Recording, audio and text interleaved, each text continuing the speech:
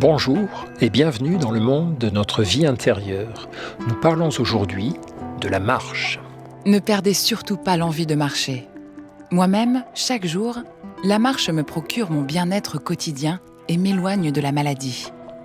Mes meilleures pensées sont venues en marchant, et je ne connais aucune pensée si lourde qu'on ne puisse s'en éloigner à grands pas. Søren Kierkegaard, lettre à sa belle-sœur Henriette. De toutes les activités humaines, la marche est peut-être celle qui nous ouvre le mieux à la vie intérieure. Nous parlons ici de la marche autotélique, c'est-à-dire la marche qui n'est pas forcément destinée à nous conduire quelque part et qui n'a pas d'autre but qu'elle-même. La marche qui nous permet de nous retrouver et de retrouver le monde. Rien à voir avec le sport, la vitesse, la performance. Au contraire, la marche féconde pour notre vie intérieure, c'est la marche sans but qui livre notre âme à notre corps. La marche nettoie notre esprit des soucis. Nous disposons de nombreuses études montrant que lorsqu'on commence à ressasser, l'acte le plus intelligent et le plus efficace pour interrompre nos ruminations est d'aller marcher, au moins 10 minutes, d'un pas rapide. Et oui, marcher empêche que la pensée ne se fige. Lorsque je marche droit, mon esprit cesse de tourner en rond.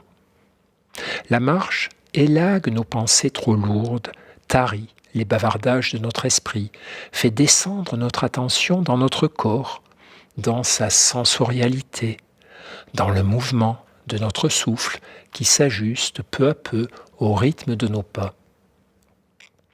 Un silence habité se fait à notre esprit, puis peu à peu, une fois le rythme pris, une autre manière de percevoir et de penser émerge. Toutes les études montrent que la marche induit des ressentis émotionnels agréables, sans doute parce qu'elle est liée dans l'évolution de notre espèce à la recherche de choses gratifiantes, nourriture, repos, partenaires. Du coup, rien d'étonnant par exemple à ce que la dopamine soit le neurotransmetteur à la fois du plaisir et de la coordination motrice, dont le déficit dans certains circuits cérébraux est associé par exemple à la maladie de Parkinson. Oui, la marche est l'allié de la vie intérieure, écartant le bavardage de l'esprit lié aux trivialités sans cesse répétées du quotidien. Elle renforce notre présence à ce qui compte, le chant du corps, le mouvement du monde. Les conditions idéales de cette marche féconde, avancer seul et dans la nature. Pas d'autre effort que de mettre un pied devant l'autre et de se donner du temps. Alors, comme l'écrit l'écrivain voyageur Nicolas Bouvier, des idées qu'on hébergeait sans raison vous quittent, d'autres au contraire s'ajustent et se font à vous comme les pierres du torrent.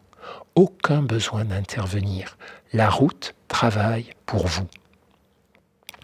Le chemin importe peu. Nous ne sommes pas venus là pour admirer, bien que cela reste évidemment possible, mais pour aérer notre esprit, l'exposer au monde et à la nature. On peut très bien marcher tous les jours sur le même chemin, passer exactement par les mêmes voies, tourner à chaque fois aux mêmes endroits. Peu importe. Il existe près de Kyoto un sentier que les locaux nomment la promenade du philosophe, en hommage à Kitaro Nishida, qu'il empruntait, dit-on, chaque jour. À Königsberg, en Allemagne, Kant se promenait quotidiennement à la même heure et sur le même chemin. En marchant, on renoue avec la tradition des philosophes péripatéticiens, du grec péripatétikos, qui aime se promener, dont Aristote fut le chef de file et qui appréciait de réfléchir en déambulant et en discutant entre eux. Car la marche, d'autres études l'ont prouvé, a aussi pour vertu de faciliter la créativité, la concentration, la neurogenèse, etc. Mais ceci est une autre histoire. Et d'ailleurs, il est maintenant temps, pour vous et pour moi, d'aller nous dégourdir les jambes. À demain, et ne perdez jamais le lien avec vous-même.